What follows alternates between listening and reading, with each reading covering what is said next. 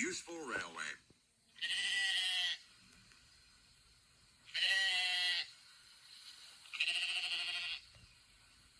Mike had had trouble with some sheep. He grumbled about them dreadfully. "They're silly," said Rex, "but they're useful." "What?" "Farmers," went on Rex, "sell their wool." "What's that?" "People make clothes from wool. You know, things they wear instead of paint." "Quite right, Rex." The engines were startled. The small controller stood in the doorway. "The farmers," he went on, "want us to take their wool to market. If we do it well, they'll know we're really useful. So you must all do your best." "But I don't understand, sir," Bert protested. "We can't drive sheep down the line. They wouldn't go straight." "Silly," said Rex. "We don't drive sheep. We take their wool in bales on trucks. It'll be easy."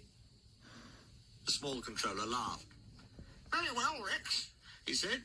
"You seem to know all about it. So you shall take the first train." They started loading at the lane. Then Rex came gently down the line, stopping at all the farms and level crossings on the way. "Nearly finished," said his driver at last. "Only one more load, and we're away." But he reckoned without Willie and his tractor. Willie was late. He'd been dawdling. Rex's whistle roused him, and he set off at top speed. "Your load's slipping," someone shouted. "Oh dear," thought Willie. "I can't stop now. I hope it'll hold." It did, but not quite long enough. Willie dashed into the yard and swept round to bring his trailer alongside the line. The trailer tilted, a strain loosened the ropes, and the topmost wool bales slid sideways to the track.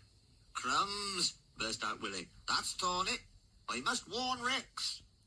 He jumped down and ran along the line. Rex's trucks were running nicely. "I said it was easy. I said it was easy," he chanted happily to himself. Then everything happened at once. Willie waved and shouted, and behind Willie, through the bridge, Rex glimpsed the bales lying on the track. "Stop, stop, stop!" he whistled. On, urged the stupid trucks. But Rex's brakes checked them. "Ooh, he groaned and shut his eyes. His front hit something soft. He tilted sideways and found himself off the line, leaning against the cutting side, while his driver felt him all over to find if he was hurt. When the small controller came, Willie said he was very sorry, and with his master's permission, he stayed and worked very hard clearing the mess. They put the trucks to rights, and Bert lost no time in taking him away. But Rex had to stay where he was. He didn't like that a bit. Trains kept passing, and passengers would point at him and say, "Ooh, look, there's been an accident." Mike and Bert would laugh and remark how easy it was to pull wool trains. Poor Rex.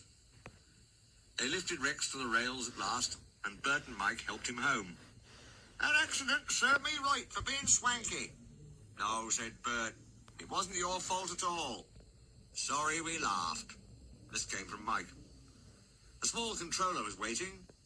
"I'm proud of you all," he said. "Thanks to Rex, the accident did little harm. Bert and Mike worked like heroes, and our customers all admire the way we managed. They thought we were a toy railway, but now they say we're really useful. They promised us plenty more work when the wool traffic is done."